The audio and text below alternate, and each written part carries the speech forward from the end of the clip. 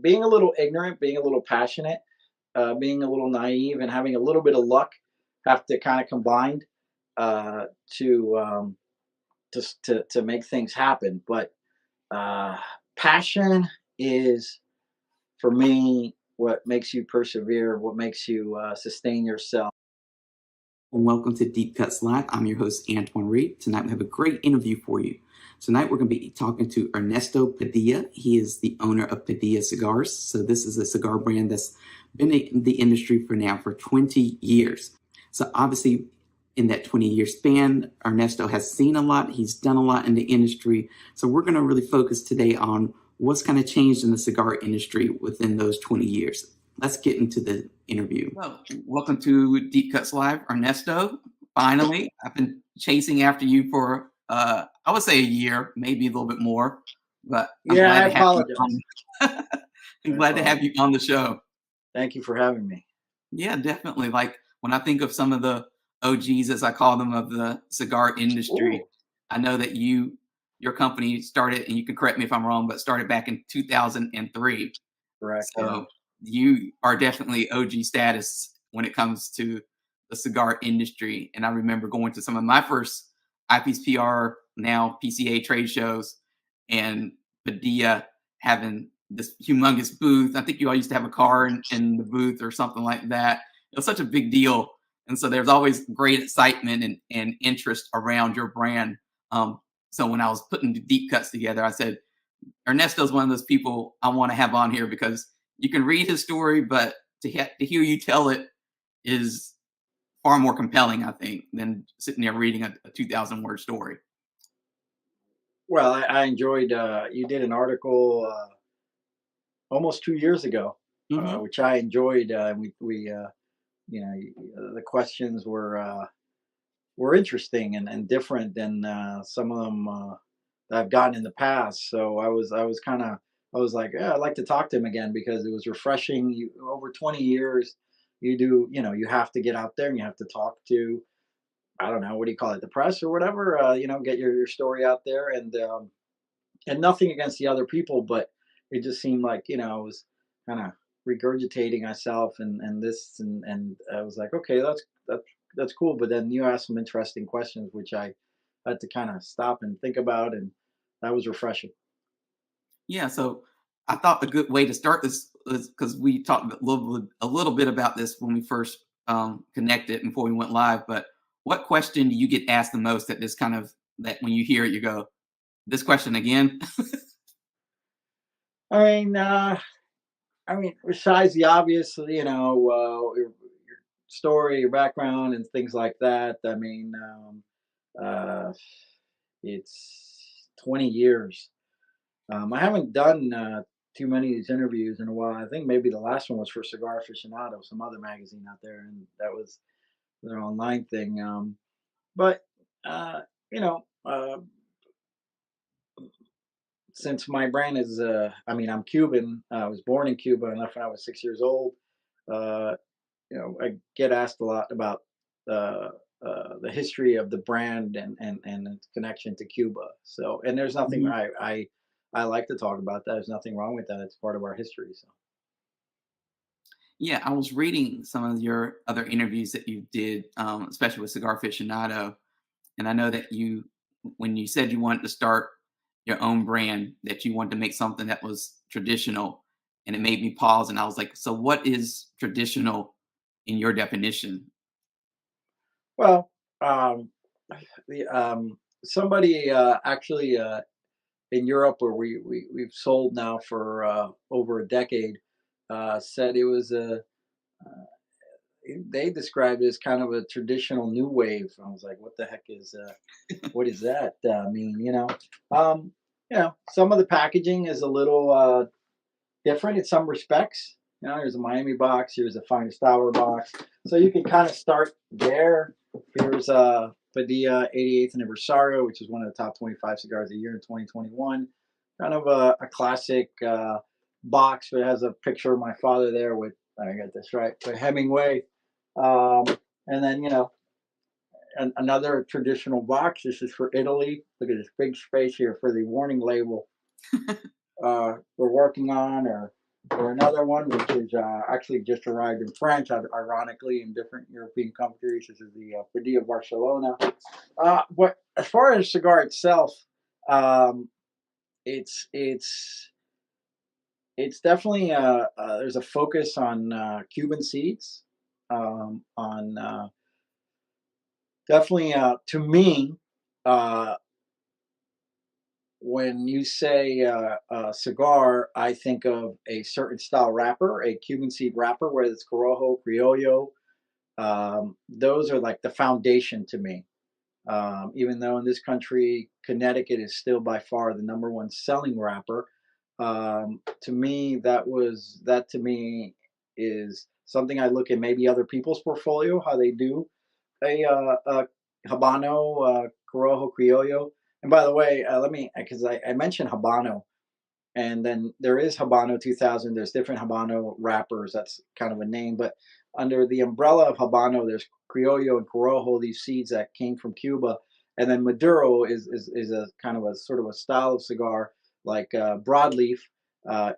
Has is grown in Connecticut River Valley, but it's different than Connecticut Shade. I'm sure people who've been smoking for a while might know that, but when I say Habano, I kind of encompass everything under that. And then Sumatra is, whoa, there's a seed that took a you know a trip around the world, and originally Cuban seed, then brought over to Indonesia, and then now it's been brought back to Ecuador, where it's a fantastic wrapper. So I don't know where that one falls, but um, the word Cubanesque is used so much, and during the cigar boom in the 90s, everybody was wearing the Cuban shirt, the white wear the little hat, and trying to be more Cuban than the other guy, Cuban and Cuban. And now it's funny because in the United States, in particular, it's kind of an afterthought, if you will. Mhm. Now it's almost um, Cuba's still synonymous with cigars. Let's be honest. Uh, but you see from the packaging, the marketing, the lifestyle, it's more unconventional than what is the norm and things like that. There's I don't want to. I'm trying to. There's some unconventional packaging where people have done things to the cigar to make it stand out on the shelf and things like that. you know, uh, the packaging on our cigars, people really enjoy the classic look of the cigars, but it's not necessarily something that's like and Right. I try to convey that our roots are Cuban. The people we work with, if you come to our office here, in the front here, the pictures on the wall from a friend of mine took in Nicaragua of our friend Arsenio Ramos, who was an agronomist for Aganorsa, Cuban, 80 something.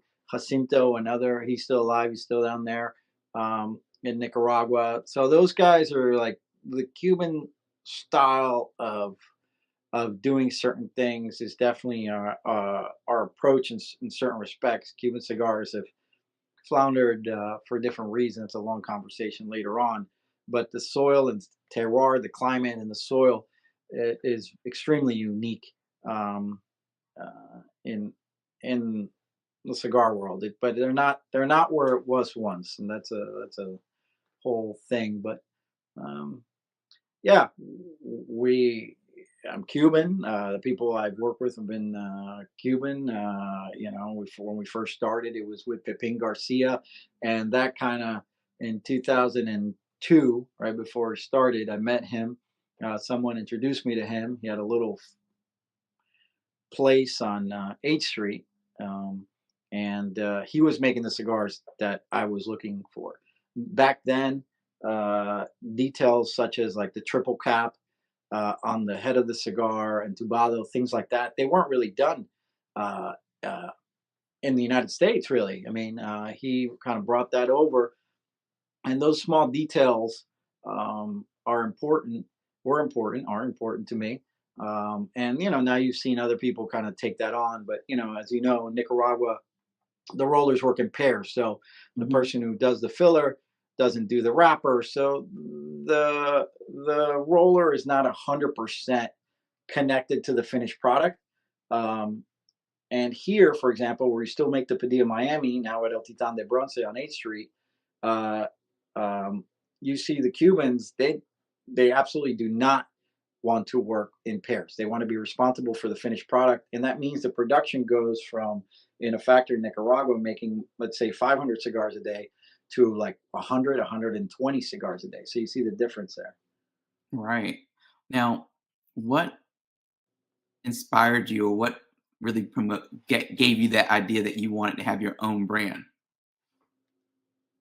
I well, growing up with a family that was in the business in Cuba, and my father always smoking cigars around me the whole time, even though he wasn't per se in the business. His family was in the business in Cuba. He talks about it in his interviews. Growing up in Puerta de Golpe in Pinar del Rio, Cuba, where his family were tobacco growers on the land and sold to the major brands in Havana.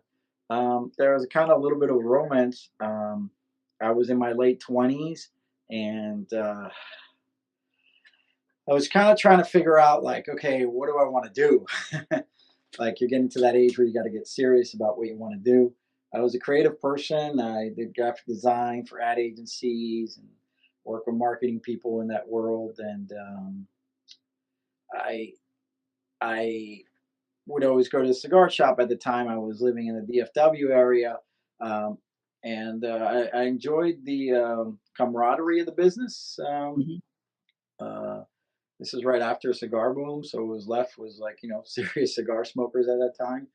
But I thought I could take my talents and really put them to work in the cigar business. And not only that, but I looked at it and I would have told anyone with my story to say, and you need to tell your story. Back then, in 2000, 2002, around that time, it was the end of the cigar boom. The word boutique cigar really wasn't really thrown around much. I think people were kind of almost done with the cigar business, or those that just got in because it was a hot business at the moment, and everybody was going down to Nicaragua or Central America. Dominican, mostly Dominican, I should say, at the time. And but I fell in love with the business, like most people who started. I mean, it wasn't a thought out business decision per se. I know I see all these motivational speakers now uh, out there that say, "Don't follow your passion. You're an idiot. Do not follow your passion. That's not what it's about." Listen, I don't know. I'm not a businessman. I'm a person. Yeah, 20 years of having a business. Yeah, maybe I've gotten there. It's like I can tell you this: if I didn't follow my passion, I would not have been able to endure and sustain myself for 20 years. I think it's essential to me, at least, to have something that you are passionate about, because businesses are hard, as most of you know, and there's going to be some challenging times, and you're going to want to give up if it's just about the money. Many times you're going to want to just say, okay, that didn't work. Let me. What about the the donut business or whatever? As a matter of fact, I had a friend of mine. He came, good friend. He used to be one of my very good sales reps. Had a sales force, and maybe like 8 years ago, he was like, "I'm getting in the vape business. This thing is huge, and this and that. You should try it out." I'm like, I remember telling him, I go, I suck. I'm stuck. Uh, you know, I don't have any interest in vape or any of that. I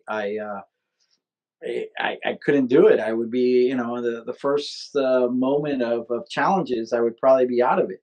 Mhm. So I would say, a lot of people get into it for different reasons. There's people who get into it. It's like, oh, that'd be cool to have my own brand, and they kind of dabble in it while they have other jobs, and that's fine. I did that when I worked with Perdomo Cigars for a year. I wanted to get a feel for the industry, which is much different than it was back then. So I wanted to see if this was something I really wanted to jump into. I actually started the brand when I was at Perdomo, and we were like, "You can't do that," They never Nick, "Now, what are you doing?" and believe it. But then I said, yeah, being a little ignorant, being a little passionate, being a little naive, and having a little bit of luck have to kind of combine uh, to to make things happen. But uh, passion is, for me, what makes you persevere, what makes you sustain yourself. Um,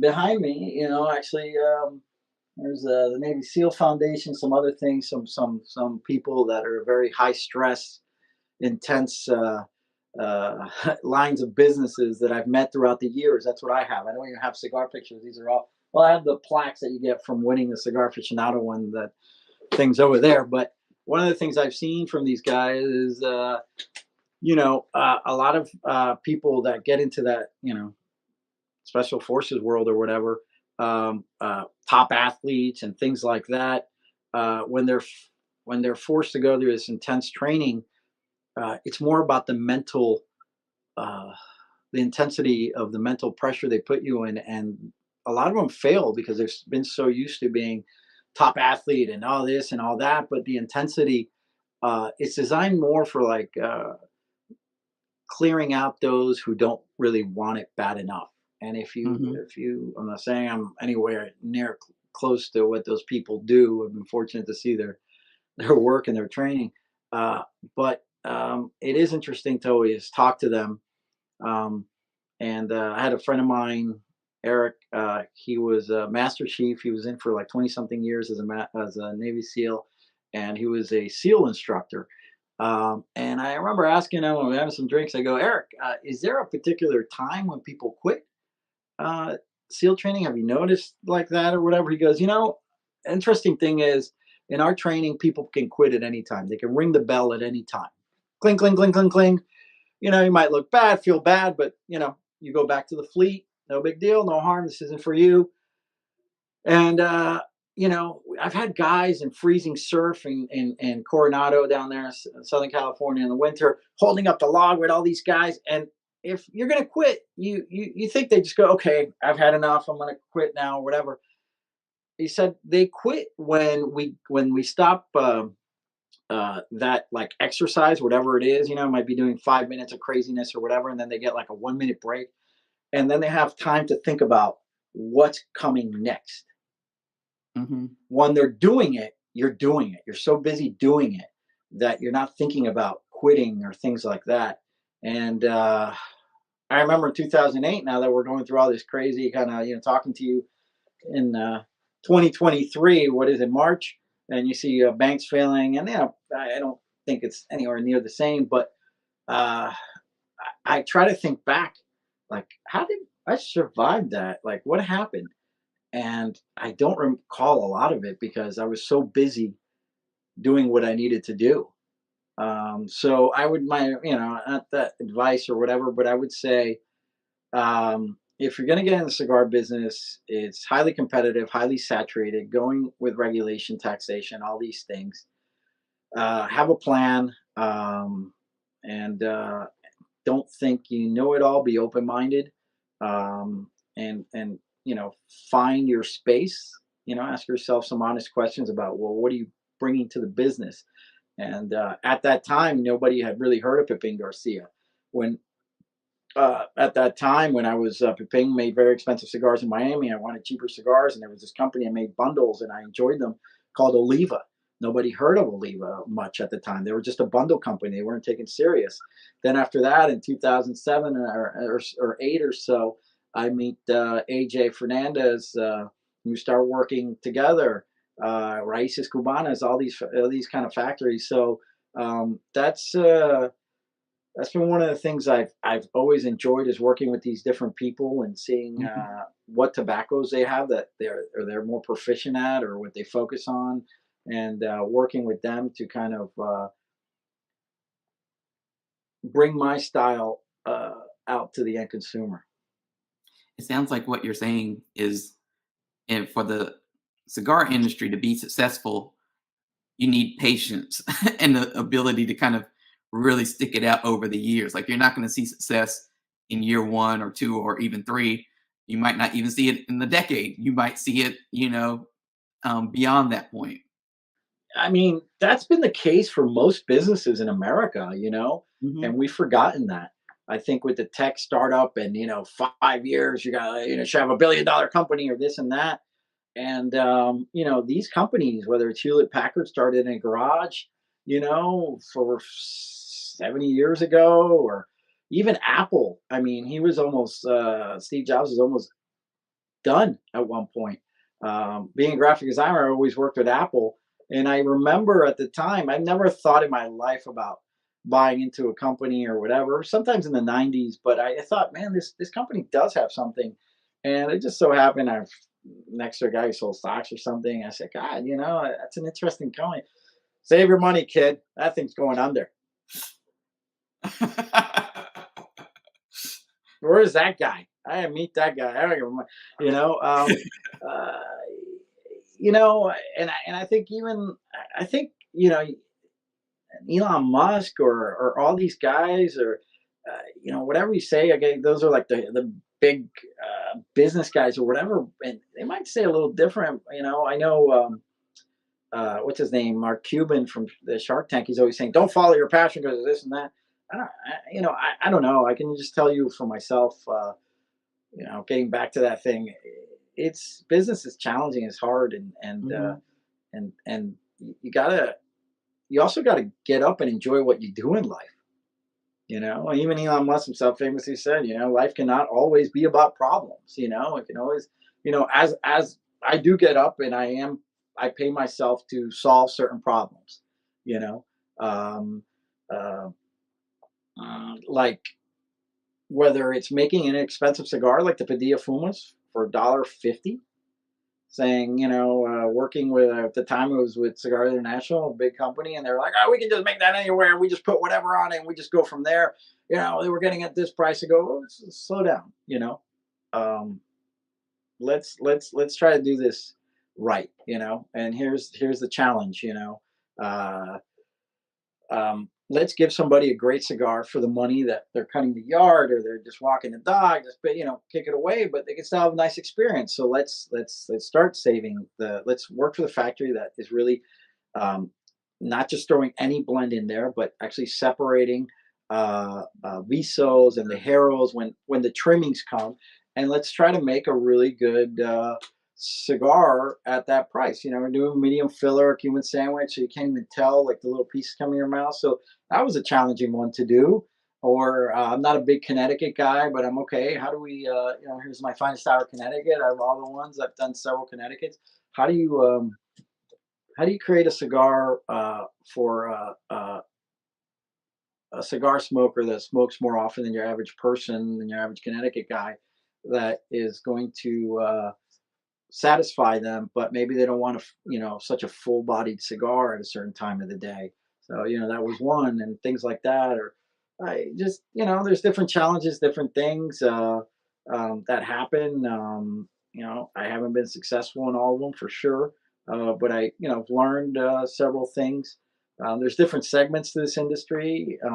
There's making a brand is one segment, but then this is a very large country, and there's no real uh, distribution company per se. That's one thing that's different about the U.S. market, where in places like Europe, a company like Eurotab out of France that does our distribution will have its sales force, will have everything, and I basically which I hope to do this year, come into a country or a territory and the events are set up and everything's set up.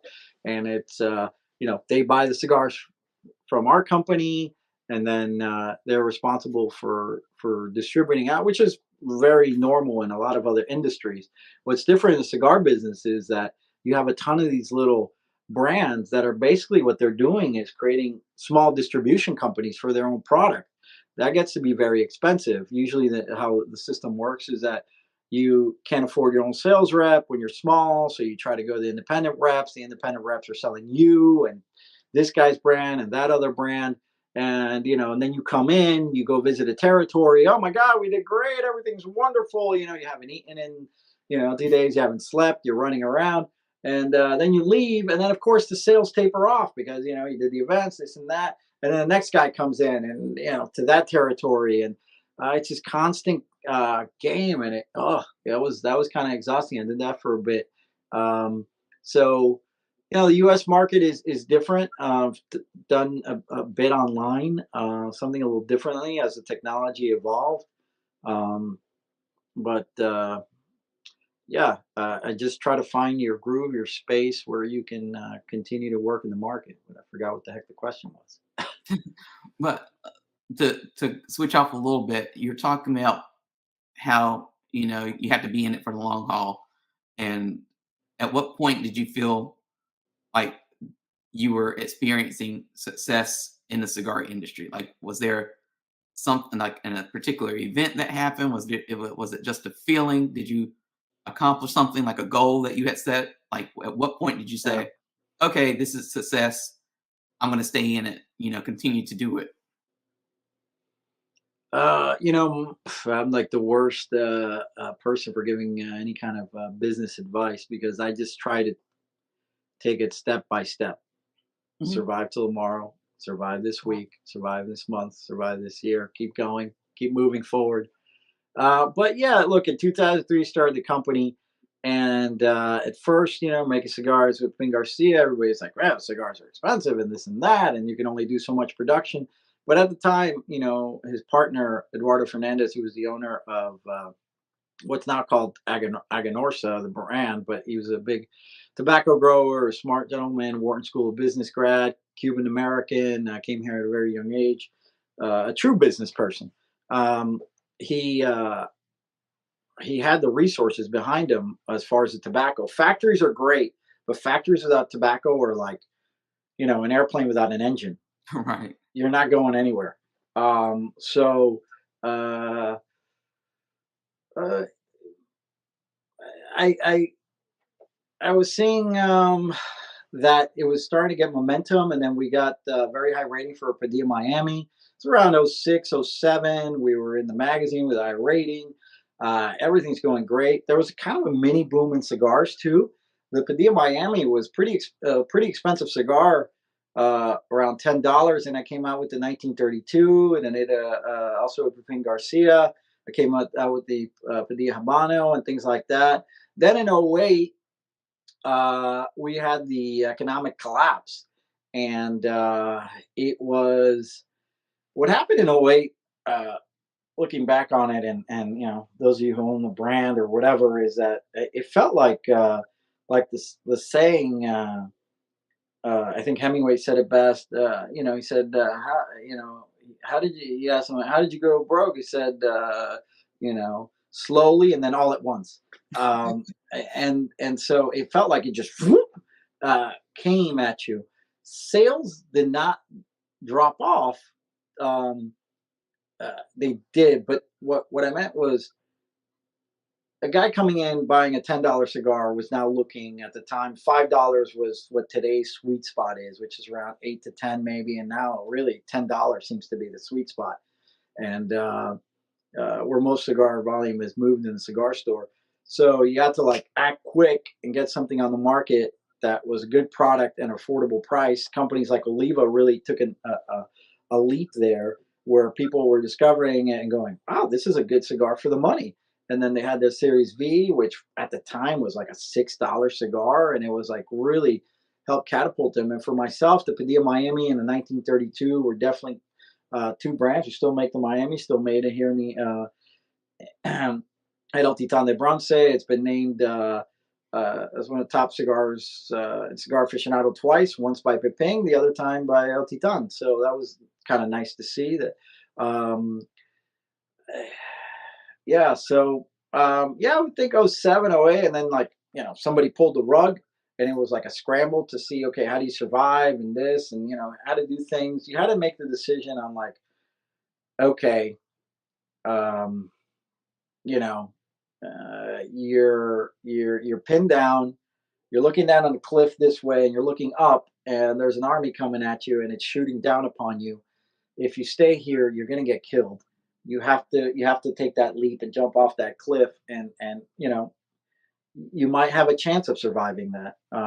And kind of what I did in that cliff was, working with the big online retailers, upset some traditional brick and mortar, as our industry is very much brick and mortar focused and things like that.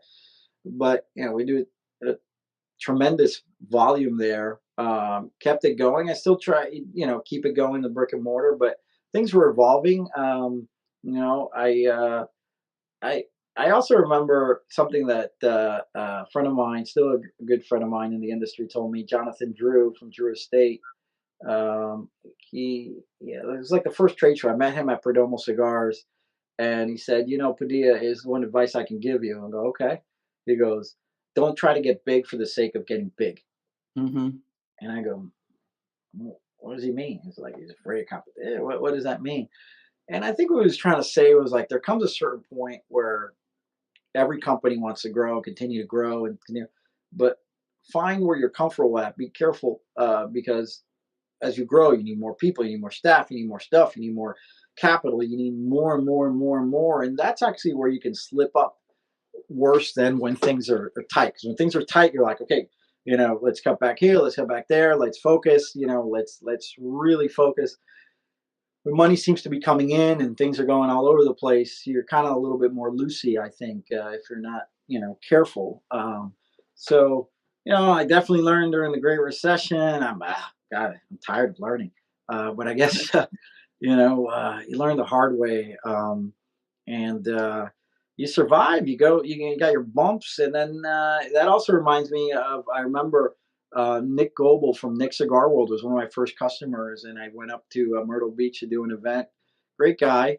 And I remember a big golf guy, and I did an event at a golf course with him. It was a dinner. We're sitting, overlooking some golf course there, and nightfall's coming, and he said, Padilla, these are the best moments right now.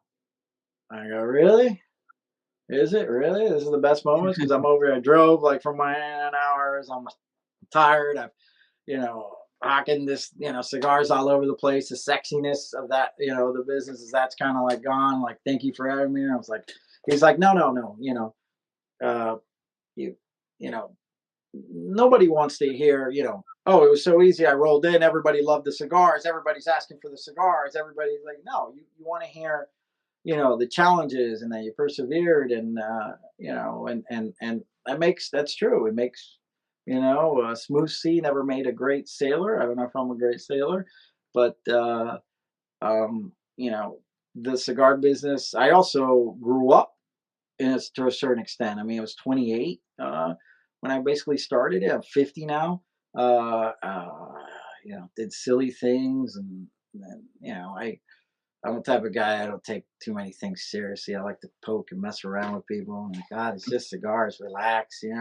People are like, Padilla, he's crazy, or he's this or that. It's like, dude, it's not. It's a business, but is it really? You have a mix of like hobbyists in this business with like large corporations, looking at spreadsheets and this and that, and well, but they have their place. I mean, just as long as they don't overtake the business, then they'll sap the life out of, the Hmm. thing. And here we are, we'll all be smoking big versions of Marlboro Reds or something, it's yeah. So the boutique, the people who bring the passion, that's what keeps the flavor, in any industry. And yes, small guys turn into big guys and things like that. But I don't know. I'm still learning. 20 years in, obviously you've seen the industry change, and you kind of mentioned this or kind of touched on it, I should say, in your last response. But you're seeing a lot of the boutique industry, part of the cigar industry, change and like morph and evolve. Um, like I said, some of the guys who were boutique in the past, they've kind of grown. So it's kind of a question like, can they really call themselves boutique now? And other boutique people are kind of getting, I don't want to say wrapped up, but they're getting acquired. So, like, from your perspective, like I said, being an OG, being in the industry for this many years, like 20 years, like how do you feel about the state of the boutique cigar category today? Like, is it what it was? Has it kind of become something completely different than what it was back in 2003 when you started? Like, What's going on with that? Yeah, that's a good question. Yeah, it definitely has changed. I think when I started, uh, for example, Pete Johnson was coming out with Tatuaje in the same factory, Pepin Garcia's. Oliva was a small, they didn't even have their own factory at the beginning. Plasencia was making their cigars, and then the Oliva brothers went down to Nicaragua and they started their factory. Perdomo was one of the bigger um, small companies where I worked at and stuff. And I'll tell you how I see it like two camps, and it's really interesting to kind of see because when I started in 2003, boutiques weren't really doing this lifestyle positioning of the brands, right? Mhm. So I see brands where they're more like, how do you put it? Like, they're less talking about uh, the history, uh, the tradition of the industry, and they're talking more about like you can see it in the packaging. It's which is fine. I get it. A lot of skulls, a lot of this, a lot of that. Oh my God, how many more brands do we need that are in reference to going crazy? We have quite a few of those names that came up. You know, and the other thing is, which is what I mean by this is that when I got into it, when Pete Johnson I think got into it, I think I could for him we were kind of both wanting to just make really good cigars that we liked. And he was very much like, for example, he's a guy, there's a brand that the guy looks maybe unconventional for the industry at the time, tattoos and things like that. But he loves Cuban cigars, and you can see it reflected in his packaging. Slide top box, the bands, the whole thing. The name was a little bit unconventional. I go, Tatuaje. How are these guys Americans gonna pronounce that? It was everything you're not supposed to do when launching a brand. Obviously, he's been very successful, but at the end of the day, it was about uh, a Cuban style with a Nicaraguan twist, but always an emphasis on quality. And I think I see a lot of boutiques now are like, yeah, they might say it's quality, but it's more about the lifestyle. Like, hey, either look at me, I'm a tough guy with a cigar, or more rock and rollish, for lack of a better term. That has its place. I personally, one of the things that I hate the most is this like ridiculous ring gauge thing going on. When I started working at Perdomo, he had a brand that was a joke called Inmenso, and yeah, it was like he had some that were 70 ring gauge, 7x7, and all that. I was actually around back then, but it was like guys having some kind of frat party or whatever, as a joke, and had a picture of a Cuban lady with a big cigar in her mouth, and now people are like buying these things like being like serious. I don't understand that. You can smoke whatever you want. It's a free country. There's no cigar police, trying to be a snob about it. But these cigars, not only are they huge, but their price point is usually the same price you might get for like a Toro, a 52, or even a 60, and yet the volume of cigar tobacco inside of it is like this. Well, it's getting filled up by stuff like Libre de Pie, which is stuff that we would normally discard that's just for combustion and to fill up a physical area. And I feel like, things like Coronas, there was a Corona around here. This is one for Italy that I'm doing. These classic sizes are kind of somewhat being lost because the quality of tobacco in that cigar and the labor is the same as making a big ring gauge. So we can put a little bit less in price, but not much. But it's not about smoking a big cigar and you're getting more. You're not. You're getting less actually. And the diameter of cigar is a tremendous influence on the flavor of a cigar, the Mhm. ratio of filler to wrapper and things like that. Now, there's always the hardcore boutique guys are like, "Give me a Lancero, I want Lancero," but it's still minuscule. When I started, it was pretty simple. It was like Robusto, Torpedo, 6 1/4 by 50 or 52. Toro was like 50. A Churchill, 7x47, 7x48. Now it's like Robusto, but like a 54. Uh, Toro has really been the main size.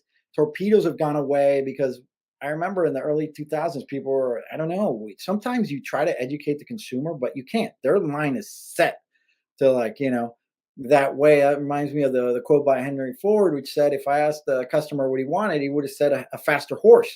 Uh, Right. or even Steve Jobs coming up with the applications. Yes, listen to your customers, but also understand that they might not know some things. Like you can help guide them to something that they didn't know was going to be better.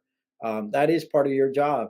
And a lot of companies, I feel like, for not trying to insult anybody, but kind of take the easy way. It's like, who cares? Give them a big cigar. I get it. It's a business. Give them a big cigar. Shove whatever. And so that's been part of it. Uh, there was a point there in the mid 2000s where it was like full bodied for a moment.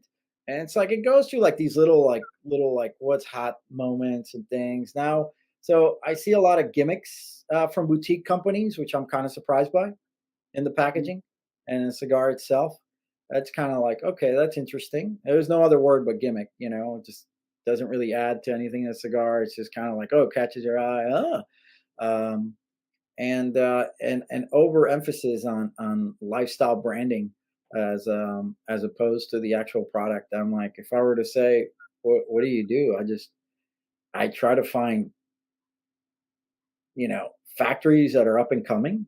I know now people know AJ, he's humongous, making 185,000 cigars a day. When I met him with his partner at the time, Chris, they were like, he had this little partner. It sounded like, what's his name? Tattoo from Fantasy Island. Hello, my friend. He's Armenian or something. He passed away, I think, recently. Uh, that was interesting. Or Ping, Ping was like, you opened up a little closet door in this little like space in Little Havana, and they have their little cigars there. Oliva was just a small building making a lot of bundles. They really, it's like to see all these people evolve. But I kind of see myself as like almost a film producer, always keeping an eye out for what's going on. We came out with I came out with a line for my website exclusively for the website called the Padilla Artefacto. It's made with a friend of mine from Spain. He opened up a cigar factory in Nicaragua. Against my advice, I told him, look, if I didn't care, I'd just say, yeah, good luck. But from my experience, like, look, it's this, it's that, and this. And the guy's sacrificing. He's down there himself. And, you've been to many factories, you know what's involved. But I Mhm. like his profile. He was a retailer in Spain for many, many years, many decades. So very organized gentleman. So I think it will have success. And so, those are factories, that someone didn't know. It's relatively easy to start a factory. It's not easy to maintain one, and it's not. And the hardest part of this whole business is the growing and the pre-industries, which you probably have seen when you were down there. That's where a lot of the magic is really done. I mean, it's pretty hard. It's Let me put it this way: if you have great tobacco, you're like 70% there. You know, um, the material has to be really good. You have to have access to a lot of the top growers, and people know Aganorsa, but they don't know other growers or maybe quiet. ASP here in Miami, or Oliva out of Tampa, which is different than Oliva, the cigar company. The Oliva out of Tampa is from Cuba and great growers. ASP, some of the hybrids and things that they did in Ecuador, and their agronomists. With the advent of social media, brands can automatically boom, they're here, and then they're all, go down to Nicaragua, look at me, I'm here. And everybody's today seems like they're trying to be uh what I see from the teaks is like I know more than this guy. I've got this factory and I'm on more and more cigar. And like, you see their Instagram and it's like them and this and So it's a that's manufactured kind of persona at times. yeah, it can be a bit much. I really don't put too much of the factory. I'd like to put this factory in a new one that's up and stuff like that. When I'm in Miami here, a small factory, people have enjoyed me going down there and showing a little bit of the process and things. But holy cow, if you like cigars, you'll buy plenty of. Can there be any more videos of people rolling cigars on the internet or people looking at tobacco? And it's like that's great. I can see the romance to a certain extent, But what I've noticed during the pandemic that people enjoyed is at the time some of my shipping was being done in Texas, and I was there for about 8 months.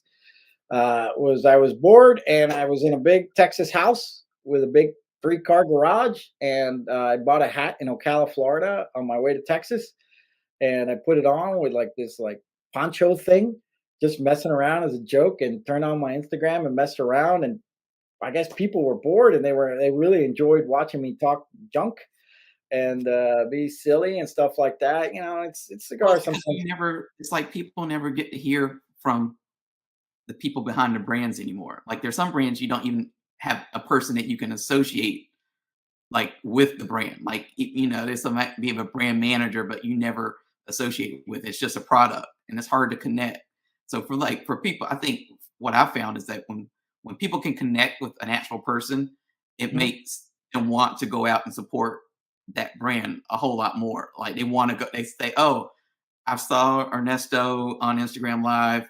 He was really funny. He made that little funny comment. This is a guy that I would honestly like to Yeah. support when next time What I'm an in the store." asshole that guy is! Look at that guy. The Oh, next time I'm in the store now, I'm gonna look for Padilla and try it because I know a little bit more. I feel like I know a little bit more about the brand. I think yeah, that's where we yeah. are now, in the cigar industry. Yeah, there absolutely. It's always kind of been that way. Before it was analog, where now it's digital, meaning there's nothing Right. better than shaking someone's hand in person and doing that.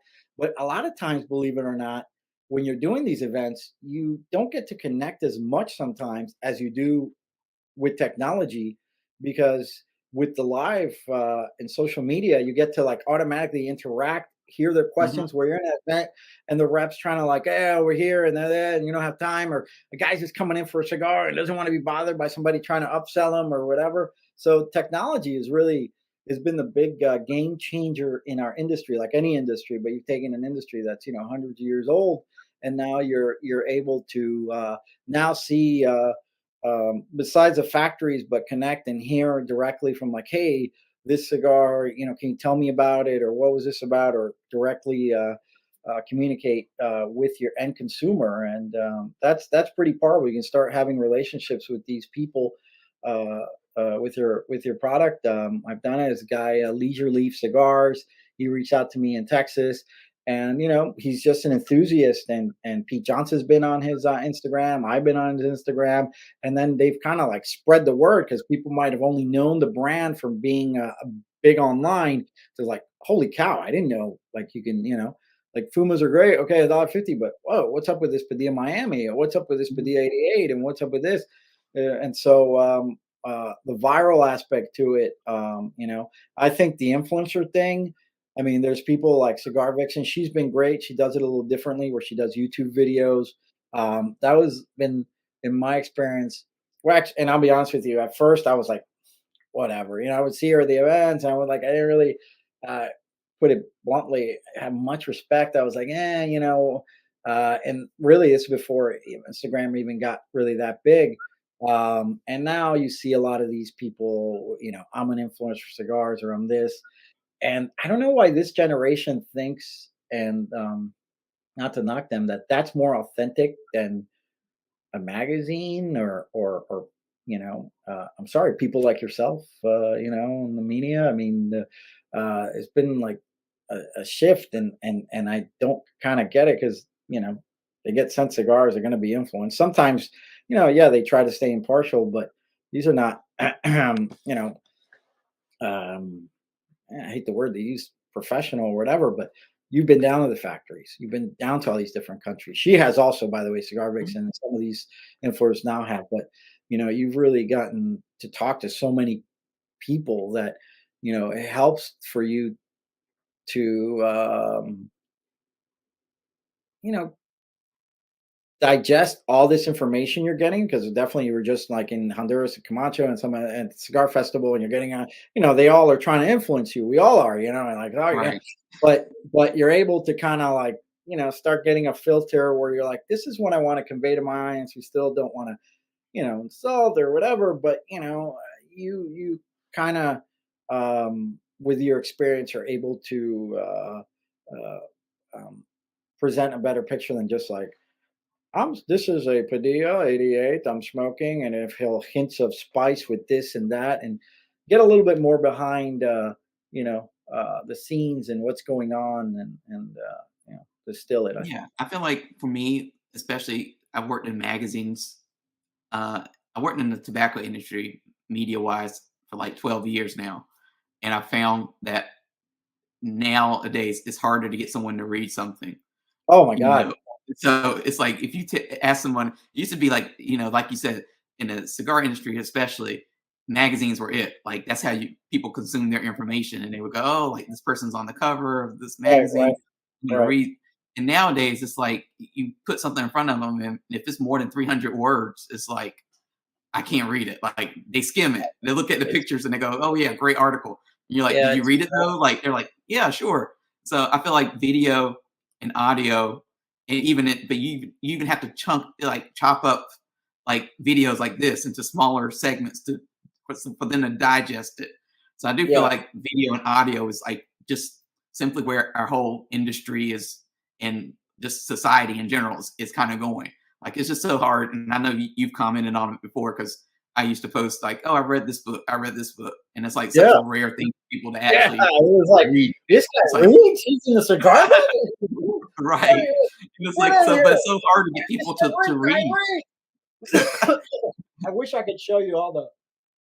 I don't know. It must be like there's something like 60 boxes worth of books in the other room I need to put in. I mean, I grew up with, writers and whatever. Mhm, I think it's great to hear an author, uh, you know, tell about his journey, and what you're seeing, and kind of people are missing out. And you see social media like now, it's like reels, reels, reels. Look at me, it's moving. It's like we're like, it's like 1901 in the moving picture where people just saw like a horse thing just move across the screen, and they were like, whoa,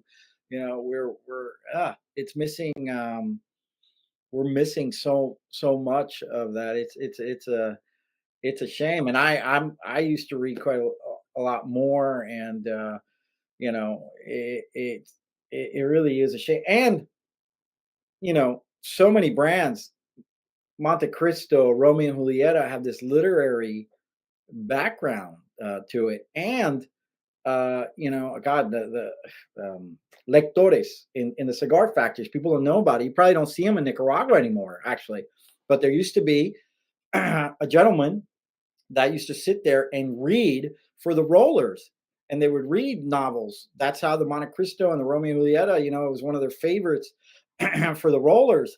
And I mean, so we have this tremendous history. The cigar business doesn't need that much outside lifestyle. As a matter of fact, when people start getting into cigars, one of the things that I see younger people actually be interested in is the history of it. Like, wow, it's been around. Wow, and we dumb it down for them. We think, no, no, no, kid. Okay, look, little skulls. Oh, black skulls and this and gold foil, and we really dumb it down for them. And we're like, no, hey man, listen, this is a product that it just transcends so much. There's so much history, and there's so much history and connection to the United States with cigars.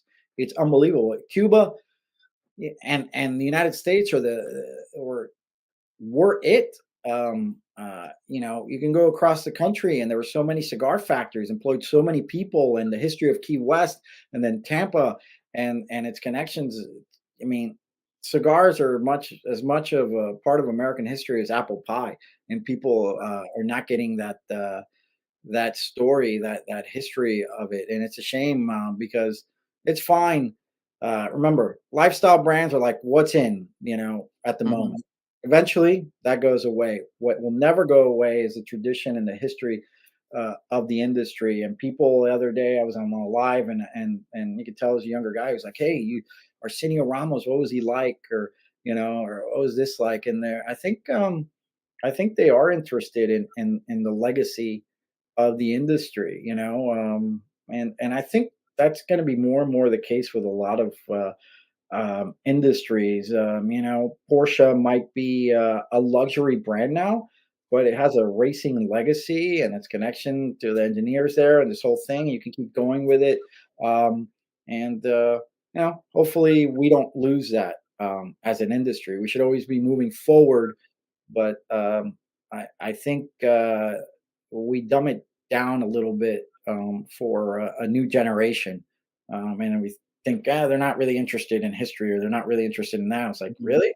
I think if you start telling people the history of, like, what JFK did before he started before he was going to ban all Cuban cigars, all Cuban products, and had Pierre Salinger, his press secretary, go out there and buy every Corona box that he could, so he have it himself. I mean, you go on, or Monica Lewinsky with cigars. I mean, our industry, or Winston Churchill, who saved the free world. I mean, this is what the history of my finest hour is about. His speech, at like a very dark time in history, where he had to rally his people, and all that was standing between Hitler, and the rest of the free world. I mean, if England would have been gone, invaded, we the U.S. would have had a very hard time getting back in there. So it's I think it's I love the history of the cigar industry, and there's still a big chapter yet to be written, Mhm. and that's Cuba, and that will be the next big chapter in our history. So we'll see how that goes. At this point in the show, I usually like to wrap up this part of the interview with two basic questions that I ask all the guests. So the first of those questions is, do you have a philosophy that you live by?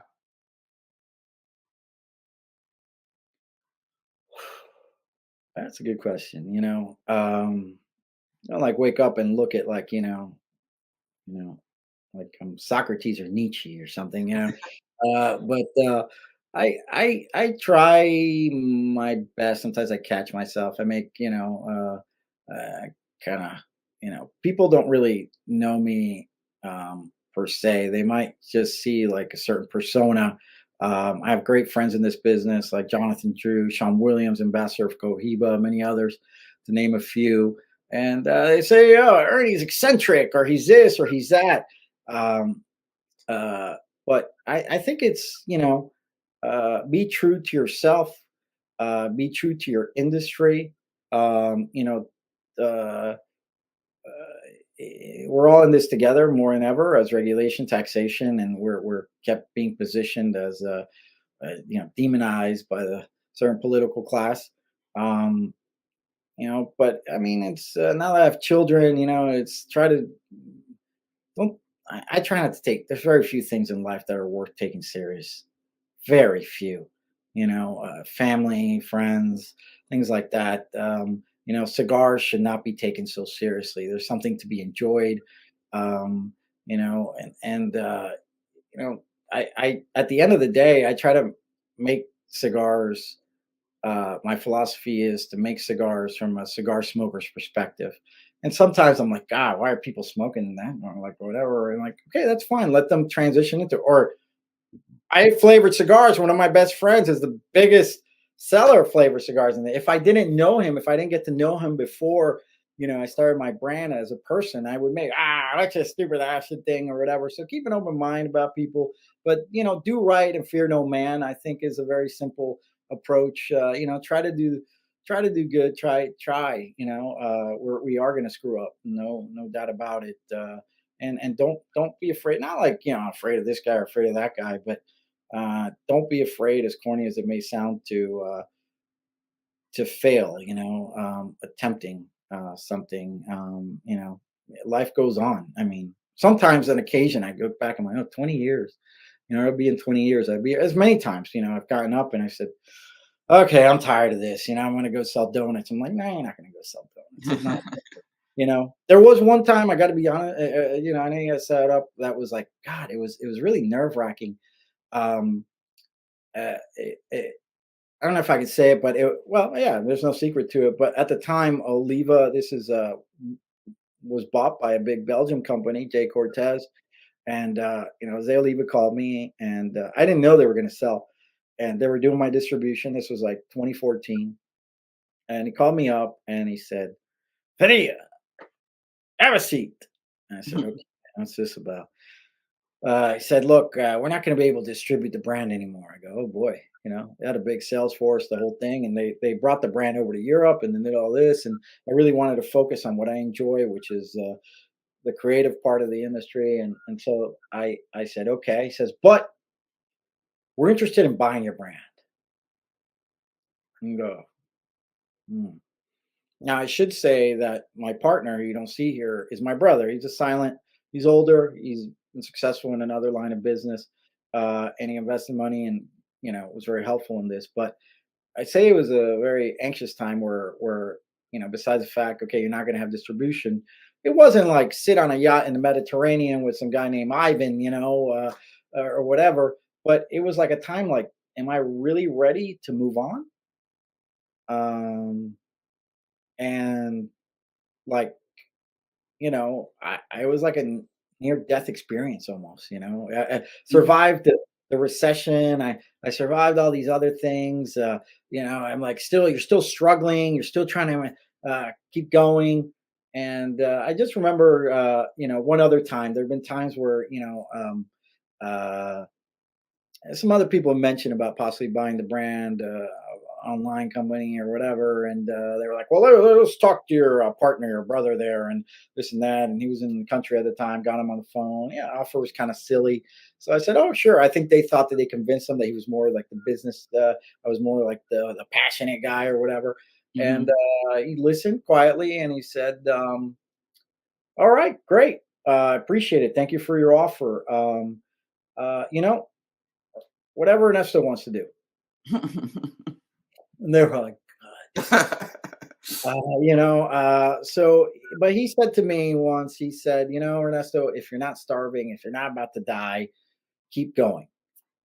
Just keep going. And that is something the philosophy I think I would say, keep going to anyone. If you really want anything, it's really simple. I think businesses fail uh, because people give up. There are bad lucks and there are some things, when it's big businesses or whatever. And many times I'm like, oh, I'm exhausted. I want to move on. But my philosophy, I guess, is I don't even like to say it because I don't, it gets old. But just yeah, keep going and now think about the legacy and what you're going to leave and how you're, you know, um, uh, to yourself, your family, yeah, the people before me. I wish I could have met my great grandparents who were tobacco growers in Cuba, came from Spain, and so like, wow, the brand's like continues on. And when I'm gone, this brand will still be going. Maybe in somebody else's hands, maybe whatever. So I've also we everybody has an extra. Everybody, whatever you can see, it's just something you can leave to your kids. As the industry consolidates, but um, you know, uh, to me, it's more than a business. It's really a part of my family's history. That's and the part of a legacy. So keep going. That's my philosophy. The final question for this part of the interview is I want you to finish this sentence. So Ernesto Padilla is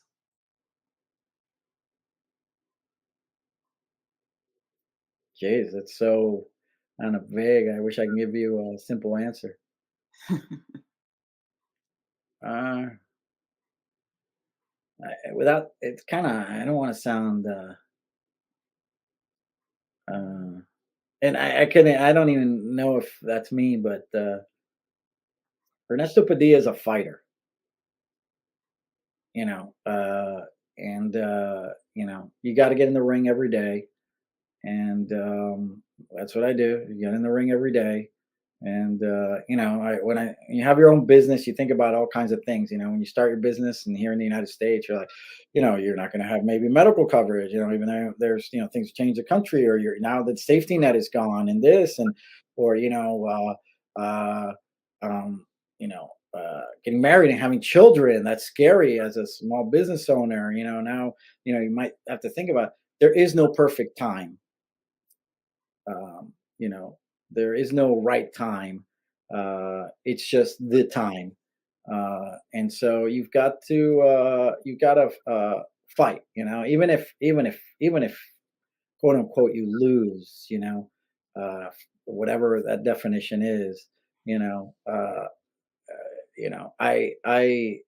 have the utmost respect for people who not in a martial way, but who are fighters. People who get up every day and do what they need to do, um, and carry on, and don't forget to enjoy life. It's while you're doing it, every once in a while you remind yourself, um, to enjoy life. Like I was in Paris in Spain last May, and it was exciting. It was refreshing. Yes, not as a tourist, but it was exciting to get back on track in Europe, where Cuban cigars have kind of slipped, and now there's an opportunity for a brand like myself, possibly others, where the Europeans are like, okay, let's see what this is about. And they're like, wow, non-Cuban cigars. And they've enjoyed the history. It's been interesting to see cigar smokers in different parts of the world. We sell from Israel to Mozambique to Australia, different parts of Europe. And going into Asia. That America's still home. It's still where we move the most volume. But it's been cool to see cigar smokers share the passion and share their interest. And it was nice to be there doing an interview. I did one for Amateur the Cigar in Paris and France, the cigar smoking magazine. It was really nice. And, walking down that morning, smoking a cigar in the streets of Paris, going to do a cigar magazine interview. I go, there's worse things to do in life, Um, you Mhm. know, but then there's times when you're in the warehouse and you got to get orders out and you're packing order. You ain't in Paris anymore, buddy. Just back there, to myself. And it's been yeah, or meeting some great people and become close friends in different walks of life, whether it's military or things like that. There's been some cool things that the cigar industry's afforded me. If I sold, screwdrivers, maybe not so much. So, um, yeah, that's it. Uh, yeah, fighter, yeah, I guess some people say asshole, yeah, dig this and that, but whatever. I don't worry too much what people think. I'm just trying to enjoy what I do and be proud of the products we put out.